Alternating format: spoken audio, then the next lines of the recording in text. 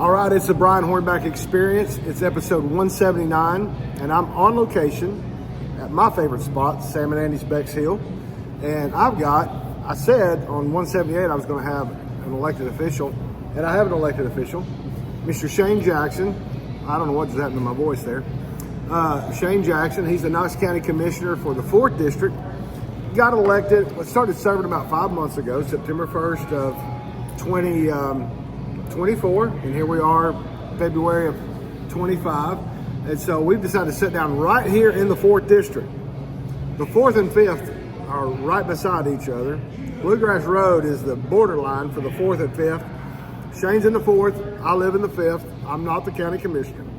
But Shane, how are you? And Angela Russell is your Angela Russell is my county commissioner. You had an uncontested. He's a Democrat. Not a big deal necessarily. All my Republican haters don't like when I have Democrats, but hey, it's a media forum that's been around for 20 years. Get used to it. But you didn't have a contest in your primary. That's right.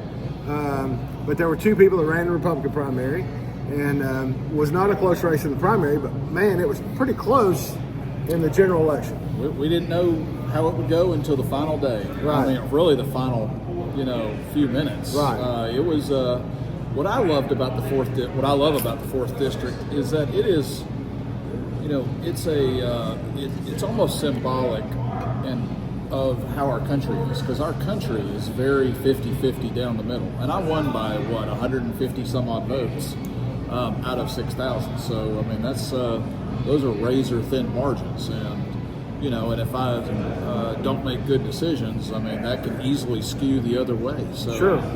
I think it keeps I think it's a great thing to have a very thin margins on our elections. So let's kind of talk about the 4th District. It starts in about Sequoia Hills, runs down through Rocky Hill, Dean Hill, all the way down to Bluegrass.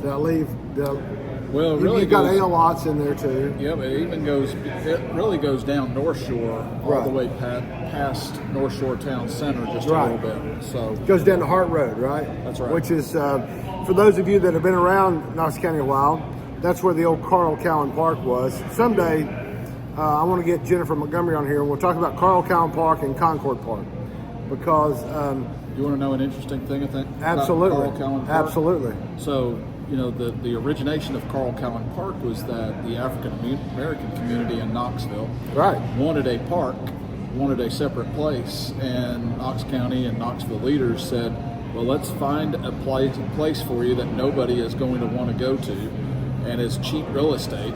And they ended up, that's how Carl Cowan Park came to be, was that it was just cheap real estate that nobody thought would ever be developed. Wow, and right now it's right in the middle of everything. It is. And what's funny is with my wife and I think everybody knows, we both grew up out East Knox County. We both graduated from Carter High School. She's a couple years younger than I am, but when we moved to West Knoxville in 92, and we already had a child at that point, when it came time for us to decide to join a public swimming pool, we had the choice of Concord Pool or Carl Cowan Pool. And Carl Cowan was probably the least visited, so we actually joined at Carl Cowan. So we spent a lot of time at Carl Cowan until they eventually closed that pool. And of course then Concord Pool closed a few years after that. But Carl Cowan Park, for those of you who may not know, connects Admiral Farragut Park. They have a walking trail through the woods that connects Admiral Farragut. Admiral Farragut is where the first, I believe, Dist golf course was located, and then it connects that. But then it's got a splash pad. I think one of the first splash pads, not the first, was at Carl Cowan Park. And then there's people out there at 5:30 in the morning doing boot camp work out on the. I thought you were going to say at the splash pad. No, not at the splash pad. You're not supposed to be in a county park until daybreak, but there's a boot camp, and I only know that because sometimes I have to drive out Hart Road and make a left on North Shore. Is that the F3? I don't know which one it is. Okay. I used to walk at Lake Shore. I need to get back to walking at Lake Shore.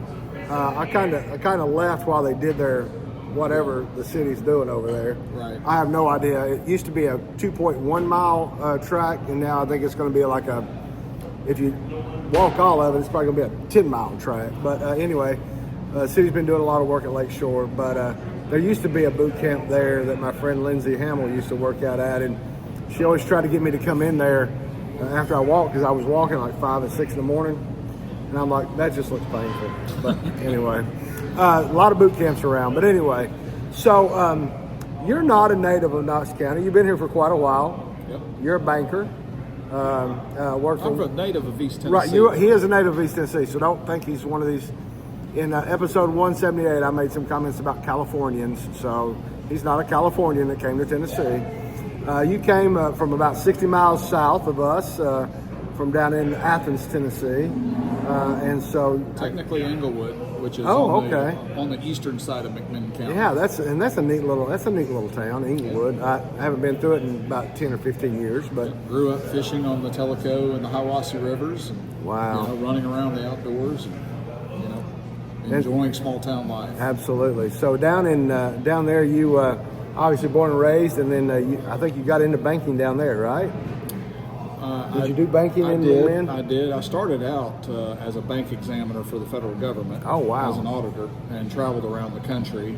And then I got a job. I was actually in Central Park, New York City, and I got a phone call on a Saturday from a banker in Athens and said, "Hey, would you like to come back?" Wow. And my wife was like, we've got 2 young kids now. We need to decide which direction we're headed in life. Are we going to head to the big city, or we want to be, head back to Tennessee? And that's what we did, is come back to Tennessee. And while you were in Athens, you ended up serving a little stint in elective office down there, right? I did. I was on Athens City Council for almost 4 years. How was that? It was excellent. I really enjoyed it. One of the things that, I thought was going to happen was that it was going to be really exciting and lots of things going on. And then once you get into it, you realize, hey, we've got the Parks and Rec, we've got police, we've got fire, and we have a few roads. And that's pretty much the extent of local government. And then also providing little things in town. But once you start peeling back the layers of the onion, whatever government you're in, you start seeing things that can be improved. And one of the things that we improved, and you won't read about it in a paper, but I was involved in it, was consolidating the 911 center. Because the city of Athens, which is a town of 10,000 people, and the county, which is a county of 50,000 people, had different 911 centers. So 2 small organization towns with 2 911 centers, and we combined those into one and consolidated them. And it took a lot of, there was a lot of egos, and there were a lot of things that we had to work around in order to get that done. A lot of people in government, bureaucrats, elected officials, they like to control their silo. That's true. So when you were wanting to merge the two, clearly you were disrupting their silo necessarily. So, but I'm sure that merge is better for McMinn County and Athens, right? Oh, absolutely. When somebody would call 911, they didn't, and it was close to the city line, they didn't know who was supposed to pick up the phone. And if it was on a car and they crossed over the line, then they would have to actually pick up the phone and call the other 911 center and tell them to dispatch somebody. They couldn't do it on the radios because the city police and the county police would not share their encryption codes with each other. Wow. So it was there were several things that I found that were like very common sense. Why don't we just fix this? This is a easy decision. So you ended up moving to Knox County, and you're in banking in Knox County, and then you probably never thought you'd run for public office again, right? I actually did not have any intention. I'm a Democrat, so living in the county, in the city of Athens, it's nonpartisan. Right. In the county, I was like, hey, I'm a Democrat, so the chances of me, really running and winning is very, very small. And then one day I just decided, I think that the margins are where I think I can, I have a fighting chance. Well, and the 4th District is, I don't want to say it's unique, but the 4th District does have, some people say that Sequoia Hills is filled with a lot of folks from the University of Tennessee, professors, administrators of the University of Tennessee.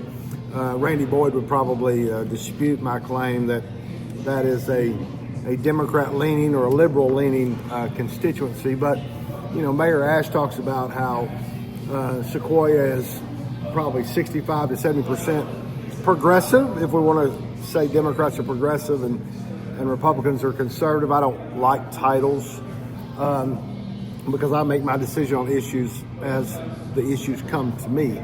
But yeah, I think the 4th District is kind of unique. It had a very close race 2 years before you ran for commission for the school board. What we're seeing in our community now, and I'm not going to drag Shane into this conversation, but what we're seeing in our community now about the discussion of the ESAs or school vouchers probably had a lot to play in the difference in 100 and some votes between Cat Bike and Will Edwards. Will was very school voucher, which, hey, if that's your position, great. If you're against school vouchers, that's your position, great. I'm a former school board member. My kids have been out of school since 2015. I'm not getting into it publicly. Anyway, that probably had a lot to do with it. But I think probably seeing the difference between Will Edwards and Cat Bike probably let you see that there was a window of opportunity there, right? Oh, absolutely, yeah. So how was the campaign? I loved it. If anybody ever asked me again, would you, if they asked my recommendation, should I run? I would say absolutely. It was one of the best experiences of my life. Not every experience was great. I had several people run me off front porches. Sure. But Democrats and Republicans alike, they open their doors, they ask questions. Generally you're knocking on doors of people who are local voters, and you try to make sure that you touch all the people who would vote in a local election. And people who vote in local elections tend to be a little bit more involved and a little bit more educated on local issues. And it really educated me where people were asking me questions, and I was like, I'm actually not sure about that. Let me look into it, and I'll get back with you, which I did every time. Well, for both Republicans and Democrats. And that's really the key. I mean, having had an interest in politics since I was 16 years old, many of the people that I would call that mentored me would always say, if you don't know the answer to a question, it's best to say, I don't know, I'll get back to you. Yep. And so it sounds like that worked pretty well for you. Your Republican opponent, both of you ended the race very well. I mean, he was a hard worker. Yeah, you recommended Garrett Hull to take your place on the PBA board. I did. So that's kind of unusual, not only in a primary race, but even in a general race, where both sides can, my opponents in former elections I've been in, except for the last one when I ran for state executive committee, I'm still on great terms with Sam and Randy both. But in previous elected positions, school board, county commission, etc., I can't say that we necessarily had great feelings for one another after it was over. That's what happens in politics. But you and Garrett... Howard Baker one time said that your opponent doesn't necessarily mean to be you can still be friends afterwards. Right. I can't remember the exact quote that he used, but he basically said your opponent doesn't mean that he's your enemy. Right. Well, and Howard Baker, I'm glad you brought that up. Howard Baker was a man. He was. It was interesting. One of my great experiences was working at the Walgreens on Cumberland Avenue Strip. One night, Miss Joy was at Fort Sanders Hospital. Senator Baker came in to buy an alarm clock because when he left Huntsville, he had forgotten his alarm clock. Yep. And I referred to him as Senator Baker at the camera counter. And my coworker's like, he's not senator anymore. I'm like, once he's a senator, he's always a senator. I was about 18 years old at the time. And I was able to talk to him briefly. And I said, Senator Baker, I've had this desire since I was 14, 16 years old to be in politics. And Senator Baker said to me, Brian, you can't get a blood transfusion, so you might as well just jump in and enjoy the ride. About 3 weeks later, he got tapped to be Ronald Reagan's chief of staff. Wow. Now, all that to say that Howard Baker, for those of you that may not remember, was a Republican primary opponent to Ronald Reagan. And Ronald Reagan, much like Abraham Lincoln, believed in bringing his adversaries onto his team. I would recommend endorse Kern Goodwin's book, A Team of Rivals, which really talks about how Abraham Lincoln brought many of the people that he disagreed with onto his team, and ultimately how they built the country. But anyway, that's a little sidetrack. So obviously Kyle Ward served 1 term, 4 years. He did. On the county commission, and so how have you had a chance to talk to Kyle? Since I know Kyle's doing a lot of traveling, so I don't know if you've been able to reach out to him. I've had a couple conversations with Kyle, not recently though. It was probably toward the end of the election, and also I was the one who gave him the proclamation thanking him for his service at county commission. So I had a conversation at that time. I don't recall having a deep conversation about any issues or anything since then. So what do you think the biggest issues in the 4th District are?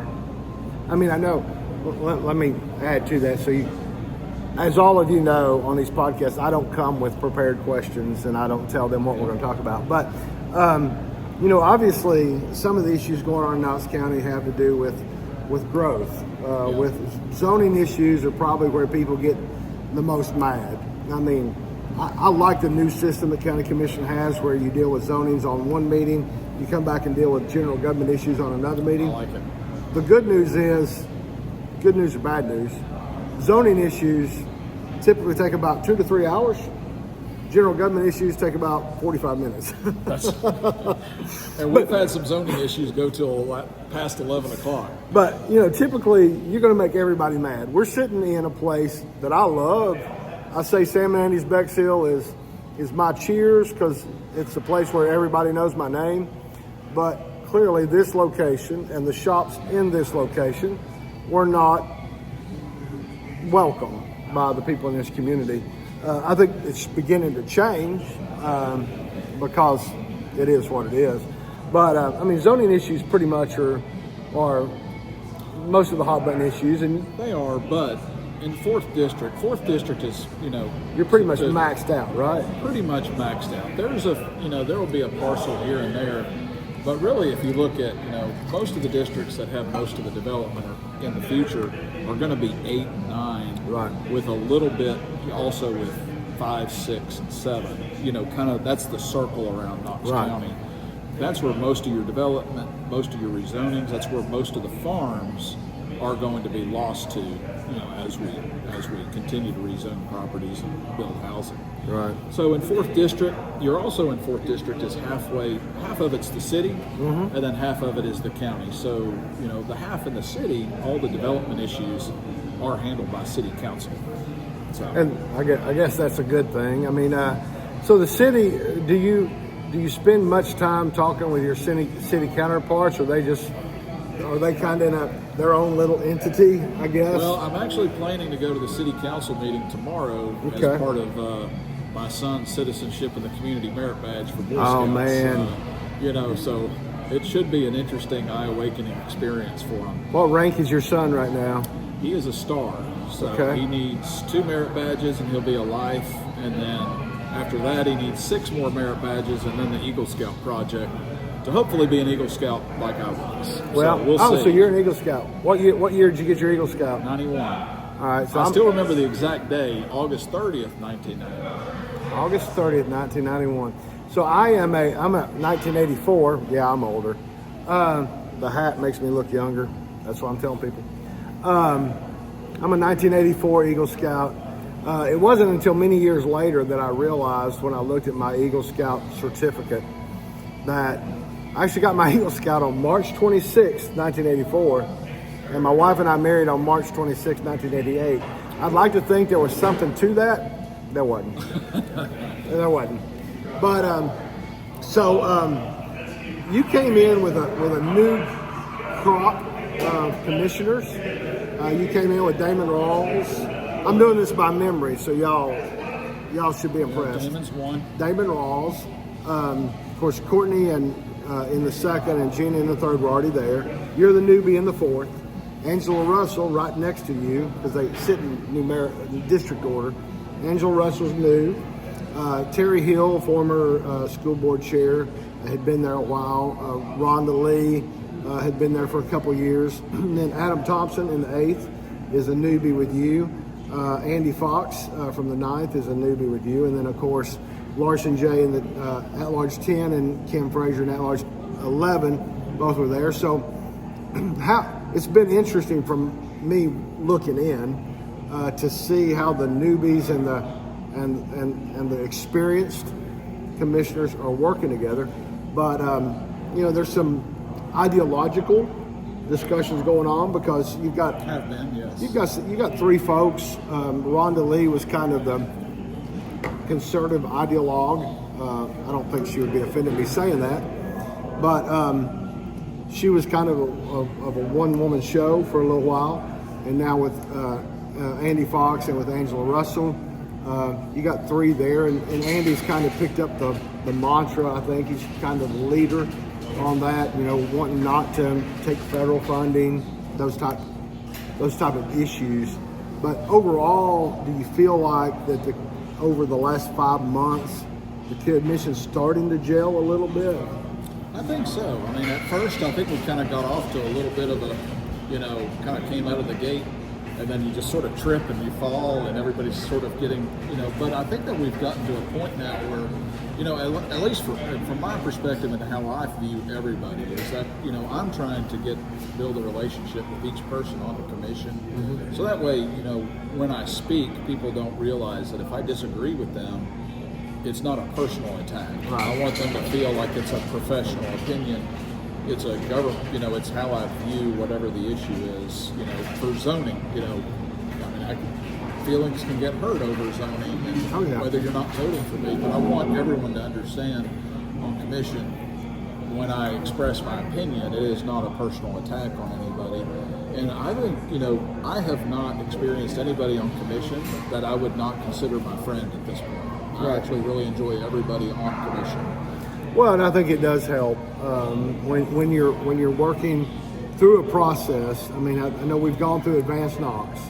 Advanced Knox was our redo of the whole zoning for the whole, and that's the growth plan. Yeah, with the growth plan.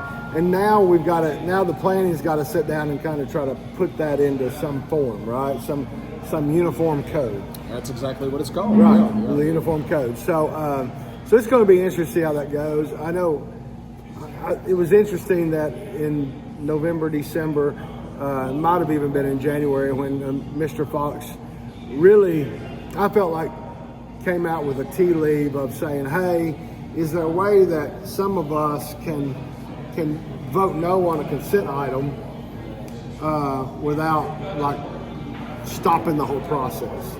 And I think the law department has opined on that, and but I thought that was over the first couple of 3 months, Commissioner Fox was really trying to get his views expressed. I think he did that, and now it looks like things might start progressing to where y'all can at least have some good discussion.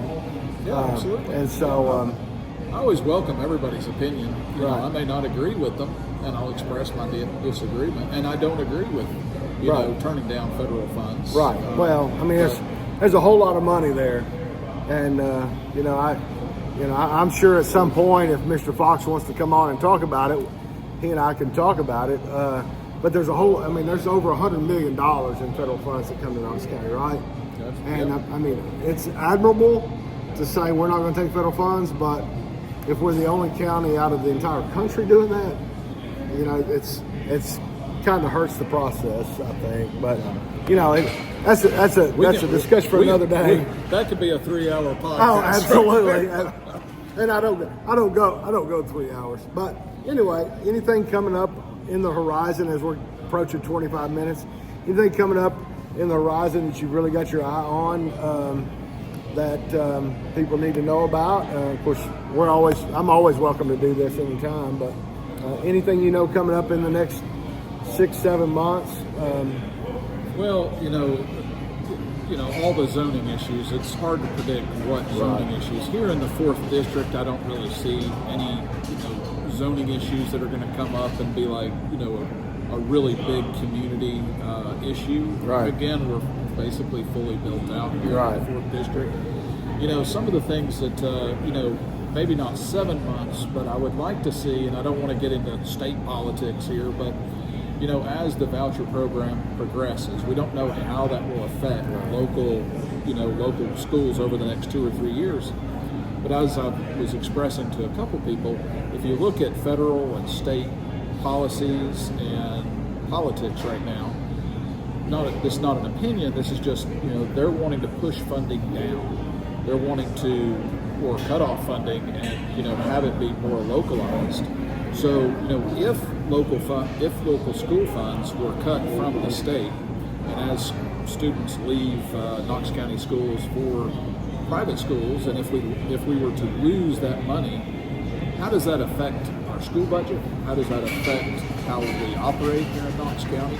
And are there other areas within Knox County that can lose funding over not pushing down funding to the or asking local government to pick up the tab that state and federal officials have picked up in the past? Right. Well, that brings up an interesting question. I mean, obviously, you all appropriate about 60% of the budget to schools. And there's 11 of you, one for every district, 9 districts, 2 at-larges. And then you have 9 school board members. Obviously, we've talked about you and Catherine Mike are the school board members in the 4th district.